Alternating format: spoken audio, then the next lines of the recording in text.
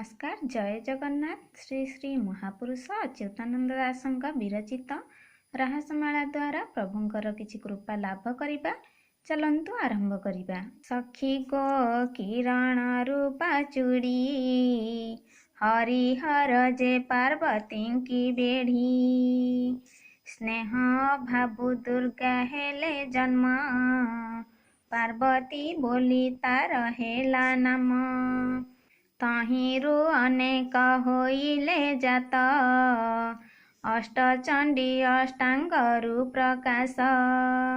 ସଖୀ ଗୋ ନିତ୍ୟ ରାଧିକା ତହିଁ ଚାଲ ବହନ ଯିବା ପ୍ରାଣ ସହି।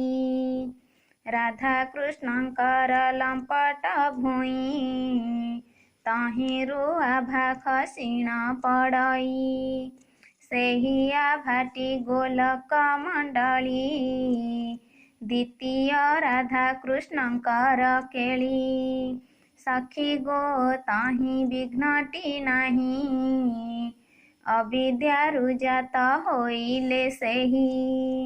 ରାଧା କୃଷ୍ଣଙ୍କର ନିତ୍ୟ ସ୍ଥାନ କୋଟି କୋଟି ବିଷ୍ଣୁ ଯହିଁ ଆଶ୍ରମ। ଶେଷ ଦେବଙ୍କର ମଉଳି ପର ବିଜେ କରିଛନ୍ତି ଅଶେଷ ହର। ସଖୀ ଗୋ ବଳଭଦ୍ର ମୂରତି ପ୍ରେମ ରୂପ ଅଙ୍ଗୁ ଖସି ପଡ଼ୁଛି। ଲଳିତା ବିଶାଖା ଚନ୍ଦ୍ରମା ସଖୀ ଆଦି ମହିମା ଚତୁରଙ୍ଗ ରୂପୀ। ମୁଖ ପଙ୍କଜରୁ ରସ ଚଳିଲା ପ୍ରେମ ରୂପା ବୋଲି ନାମ ବହିଲା। ସଖୀ ଗୋ ସେହି ରସଟି କ୍ଷୀର ମନ୍ଥିବାରୁ ଲକ୍ଷ୍ମୀ ହେଲେ ବାହାର। ସେ ପୁଣି ଅବତାରକୁ ଧଇଲେ ବିଷ୍ଣୁଙ୍କୁ ସେହି ଆଦି ସ୍ଥାନ କଲେ। ଚାରି ଦିଗରେ ଚାରି ନାମ ତାର 32 ମାତ୍ରା ହୋଇଲା ବାହାର। ସଖୀ ଗୋ ନିରାକାର ଭିଆଣ ସେହି ରସଟି ଅଟେ ଆଦି ସ୍ଥାନ। ତହିଁରୁ ପୁଣି ଯୋଗ ନିଦ୍ରା କଲେ ଚାରି ମୂରତି ଏକାଙ୍ଗ ହୋଇଲେ। 32 ଲୀଳା ଅବତାର ଘେନି ରାଧା କୃଷ୍ଣ ପୁରୀ ହୋଇଲେ ଜାଣି। ସଖୀ ଗୋ 16 କଳାରୁ ଏକ ଦ୍ୱାପରେ ହୋଇଲେ ଜଗୁନାୟକ। ଏକ ଶୈଳ ପଦ୍ମ ଆଭିଲାଭ ଘେନି ରାଧା କୃଷ୍ଣ ପୁଣ ହୋଇଲେ ଜାଣି। ଏକା ସେହି ରୂପ ଗୋଟି ସଚରାଚର ହରେ କୃଷ୍ଣ ଲୀଳା ବୃନ୍ଦାବନର। ସଖୀ ଗୋ ଖେଳ ଲଗାନ୍ତି ଦେଖ ଅଚ୍ୟୁତ ଦାସ ତହିଁରୁ ବିମୁଖ। ଇତି ଶ୍ରୀ ନିତ୍ୟରାସ ଦ୍ୱିତୀୟ ଅଧ୍ୟାୟ ସମ୍ପୂର୍ଣ୍ଣ। ନିତ୍ୟରାସ ତୃତୀୟ ଅଧ୍ୟାୟ। ଗୋଲକ ହାଟ ଲଟ କୁଞ୍ଚ ଯହିଁ ଓଲଟ ପାଲଟ ଯୁଗଳ ଦେହି। 16 କଳାରେ ହୋଇ ପରିପୂର୍ଣ୍ଣ ରାଧା ଅଙ୍ଗରେ ଶ୍ରୀକୃଷ୍ଣ ଚରଣ। ସଖୀ ଗୋ ବେନି ମୂରତି ଏକ ଶବଦ ଫେରୁଅଛି ଅତିରେକ। ରାଧା କଟି ପରେ କୃଷ୍ଣ ବସିଛି ଅଷ୍ଟାଦଶ ଚିହ୍ନ ତହିଁ ଲୁଚିଛି। ଚନ୍ଦ୍ରିକା ଗୁପତ ହୋଇଛି ତହିଁ ଅବନା ଅକ୍ଷର ବୋଲିଟି ସେହି। ସଖୀ ଗୋ 16 ଡମ୍ବରୁ ପରେ ଶ୍ରୀକୃଷ୍ଣ ଚରଣ ରାଧା ମୁଖରେ। କଳା ମେଘ ଭାନୁ ପ୍ରାୟ କଦିଶି ଜଳ ଭିତରେ କି ଲୁଚିଛି ଶଶୀ। କୋଟି କୋଟି ରୂପ ନୋହେ ମୂର୍ଚ୍ଛନା ରାତ୍ର ଦିବାନିଶି ନୋହେ ଭାବନା।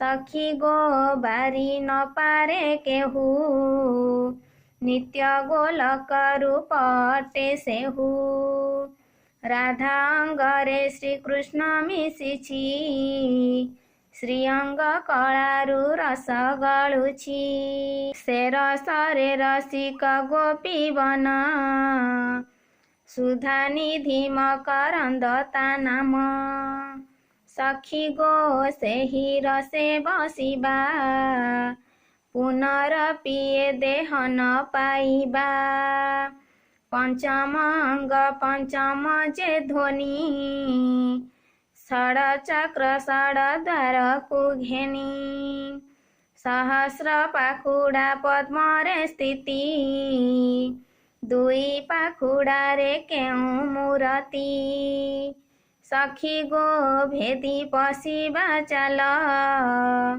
ନିତ୍ୟ ରାଧାଙ୍କର ଯହିଁରେ ମେଳ ଚକ୍ର ଆକାରରେ ସେ ପଦ୍ମର ବନ ନୀଳ ମେଘରେ ବିଜୁଳି ଯେ ସନ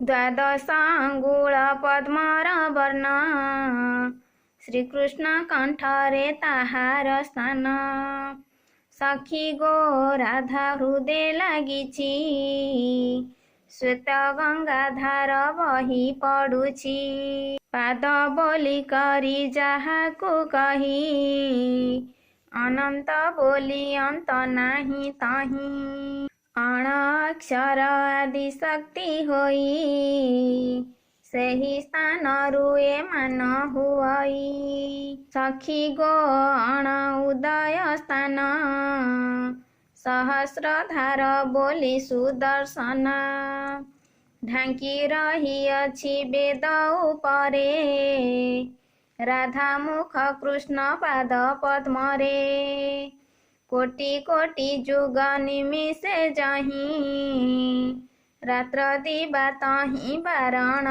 ନାହିଁ ସଖୀ ଗୋ ସେହି ରସେ ବୁଡ଼ିବା ଉଠ ପ୍ରାଣ ସଖୀ ବହନ ଯିବା ଦେହ ନୁହଁ ଅଦେହଟି ଜାଣ ମକରନ୍ଦ ବୋଲି ତାହାର ନାମ ସୁକ ସନକାଦି ସକଳ ମୁନି ଧ୍ୟାନ କରିଣ ବସିଛନ୍ତି ପୁଣି ସଖୀ ଗୋ ଧୁନି ଜାଳିଣ ଦେଖ ଅଦ୍ଭୁତ ରୂପଟି ଜଗୁନାୟକ 16 ଅକ୍ଷର ବସିଛନ୍ତି ତହିଁ 32 ଅକ୍ଷର କମଳ ହୋଇ 50 ଅକ୍ଷର ଲୀଳାର ସ୍ଥାନ 64ରେ ରାଧାଙ୍କ ବିଶ୍ରାମ ସଖୀ ଗୋ ତହିଁ ପଦ୍ମ ଫୁଟିଛି ପାଖୁଡ଼ାରୁ ରସ ଗଳି ପଡ଼ୁଛି ସହସ୍ର ଦଳ ପଦ୍ମ ତାକୁ କହି ସେହି ପଦ୍ମରେ ଖେଳୁଅଛି ରହି ଷଡ଼ ଚକ୍ର ଘେନି ପଦ୍ମ ବିହାର ଦ୍ୱାଦଶ ଚକ୍ର ମଣ୍ଡଳ ଆକାର ସଖୀ ଗୋ 42ରେ ଦେଖ ଲେଖା ନୁହଁ ପୁରୁଷ ଲେଖ ଅରୁଣା ବର୍ଣ୍ଣ କିଶୋରୀଟି ଜାଣ ସେହି ରାଧାଙ୍ଗ ଅଟେ ପ୍ରମାଣ ନୀଳବର୍ଣ୍ଣ ଗୋଟା ତହିଁ ମିଶିଛି ନବୀନ କିଶୋର ରୂପ ହୋଇଛି ସଖୀ ଗୋ ନବ ଯୁବା ସେ ତରୁ ନବୀନ ରାଧା ଉଦୟ ମଣ୍ଡଳୁ ଚାଲ ବହନ ହୋଇ କରି ଯିବା ସେହି ରୂପକୁ ଦର୍ଶନ କରିବା ଭେଦି ପାଖୁଡ଼ା ଦେଖିବା ଗୋସାହି ଦିନ ଅଚ୍ୟୁତ ଆଶା ସେହି ଠାଇଁ ସଖୀ ଗୋ ପଦ୍ମ ପ୍ରକାଶେ ଜ୍ୟୋତି ହ୍ଲିଂ ଶ୍ଲିଂ କ୍ଲିଂ ବର୍ଣ୍ଣ ଆକୃତି ତହିଁ ପରେ ପ୍ରଥମଟି ଯେ ଦଳ ରାହାସମାଳା ମହାନିତ୍ୟ ରାହାସ ପ୍ରଥମ ଅଧ୍ୟାୟ ରାମଚନ୍ଦ୍ରଙ୍କ ପାରୁଷେ ବସାଇ ନିତ୍ୟ ଗୋଲକ ରାହାସ ବୁଝାଇ ବୋଲଇ ଦିନ ଚ୍ୟୁତ ପାମର ପରମ ବୈଷ୍ଣବ ପାଦେ କିଙ୍କର ପଦ୍ମଚରଣେ ଲଗାଇଣ ମତି ରାମଚନ୍ଦ୍ର କହେ ଦିନ ଚ୍ୟୁତି ଶୁଣ ହେ ରାମ ଗୋଲକ ରାହସ ଗୋପଲୀଳା ଯେଣୁ ହେଲା ପ୍ରକାଶ ଅଷ୍ଟଦଳ ପରେ ଗୋଲକ ସାଇଁ ଗୋପଲୀଳା ସୁଖ ତହିଁ କରଇ ଅନନ୍ତ ଶିରେ ଗୋଲକର ସ୍ଥାନ ନିତ୍ୟ ପରେ ମହାନିତ୍ୟ ଶୋଭନ ଶପଥ ଫଣା ପରେ ଶୋଇଅଛି ସପ୍ତ ଆଭରଣ ହୋଇ ରହିଛି ପିଣ୍ଡ ବ୍ରହ୍ମାଣ୍ଡ ଦୁଇ ଏକ ସରି ନବଲକ୍ଷ ପୃଥି ଅଛଇ ପୁରୀ ପାଦ ଠାରୁ ଶିର ଯାଏ ପୁରିଛି ନିତ୍ୟ ନିତ୍ୟ ମହାନିତ୍ୟ ହୋଇଛି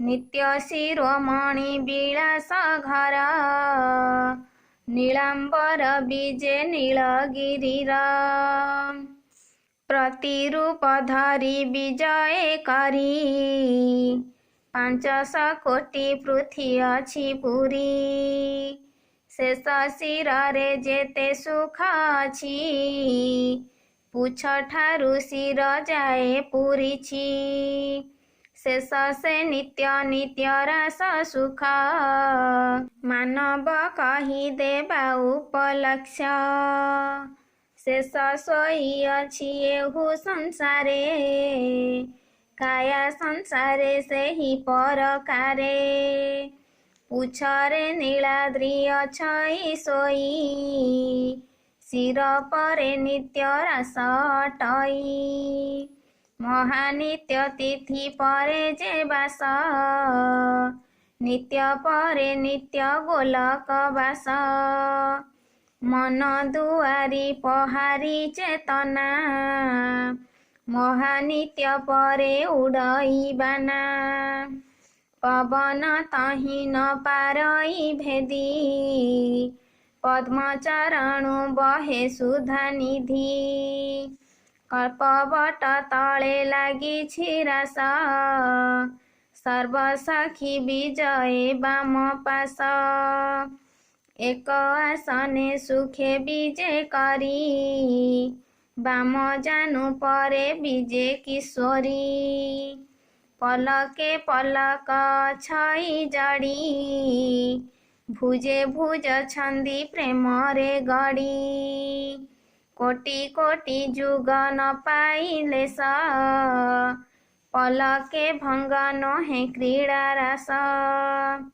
କୋଟି କୋଟି ରୂପ ହୁଅଇ ଜାତ ପାଶୁ ହୋଏ ଜ୍ୟୋତି ଗଗନେ ସ୍ଥିତ ସେହି ମତି ରୂପ ଜାତ ହୁଅଇ ପଶଇ ମିଶଇ ଶେଷ ନୁହଁଇ ମହାନିତ୍ୟ ପରେ ଅନିତ୍ୟ ସ୍ଥାନ ଶେଷ ଶିର ପରେ ଅଛି ଗୋପ୍ୟାନ ପଞ୍ଚକୋଶ ଘେନି ରାହାସ ସ୍ଥଳୀ ନିତ୍ୟ ନିତ୍ୟ ଗୋଲକ ମଣ୍ଡଳୀ ହେତୁ କରିଥାଏ ଗୋପନନ୍ଦନ ହରି ଚରଣେ ଦେଇଥାଅ ମନ 18 ନଳା ସିଂହ ଦ୍ୱାର ଯାଏ ନିତ୍ୟ ଗୋଲକ ଏଥି ମଧ୍ୟେ ରହେ ପାବଚ୍ଛ ଠାରୁ ଖମ୍ବ ଯାଏ ଘେନି